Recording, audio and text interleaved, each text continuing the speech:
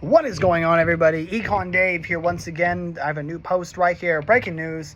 The National Economic Council director says the President of the United States could possibly fire the Federal Reserve Chairman Jerome Powell over questions about renovations in terms of the Federal Reserve's facilities.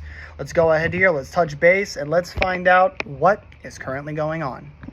Donald Trump so desperately, even though he could wait 1 year, complains about the interest rate from Jerome Powell. Has said multiple times he believes Jerome Powell is an actor, an individual put into place in terms of the Democrats or the old establishment and or front running from the major hedge funds across the United States and the world to ensure that the interest rates are not moved. They've been paused for the last 4 meetings. So let's look into it a little bit more before anything else.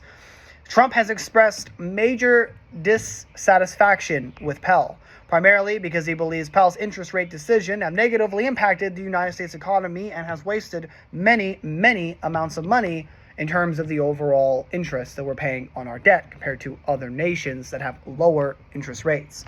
The White House has specifically zeroed in on a $2.5 billion renovation from the Federal Reserve headquarters as potential grounds for cause for Powell's removal.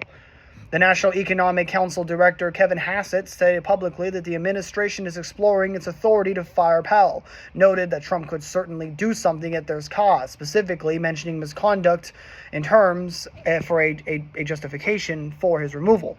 Trump himself has strongly criticized Powell for maintaining high interest rates.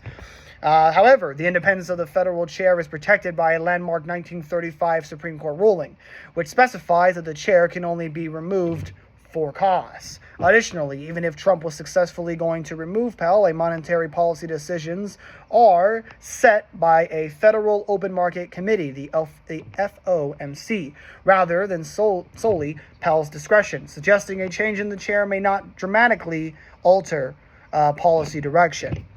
Okay. Trump reportedly considered Kevin Warsh, a former Morgan Stanley executive and a federal governor under President George W. Bush. This is a potential replacement for Powell. Warsh, however, has reportedly advised Trump to allow Powell to serve out the remaining of his terms. Now, look, they are correct in terms of their analysis. It does not matter if you want interest rates to go down immediately, number one. Because, again, there is a council. I said this in the last video. This is no different than what I said. It is another flare-up. It may shake markets a little bit, may shake the bond market a little bit. Could be a possible buying opportunity for us to step in there and buy more bonds a little bit more cheap.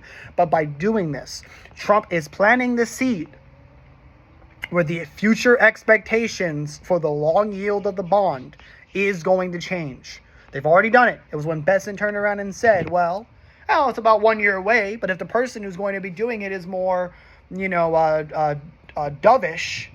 if he's more dovish, than Powell, then we can start setting those expectations and we can start to see some things go ahead and shift. So we'll see what happens, but this is another week of a volatile stock market underneath Donald Trump.